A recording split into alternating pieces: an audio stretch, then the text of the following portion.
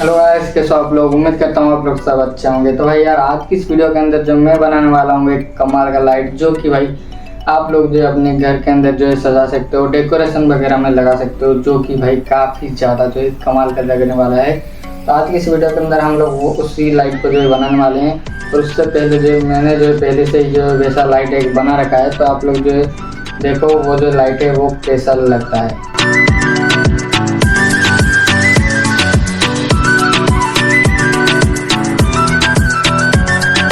चलिए जी, अभी फटाफट से उस लाइट को बनाते हैं और मैं आप लोगों को दिखाता हूँ कि क्या क्या इस लाइट के अंदर जो लगेगा और कैसा क्या मैं बनाऊंगा। तो आप लोग जो प्लीज़ वीडियो को लास्ट तक जरूर देखना। और चैनल को अभी तक सब्सक्राइब नहीं किया तो भाई जल्दी से जाओ, नीचे का जो सब्सक्राइब बटन है उसको जो जल्दी से जल्दी दबा दो। और वीडियो का अभी तक लाइक नहीं किया तो फटाफट से लाइक का बटन भी दबा दो। तो चलिए बिना किसी देरी के वीडियो करते हैं स्टार्ट।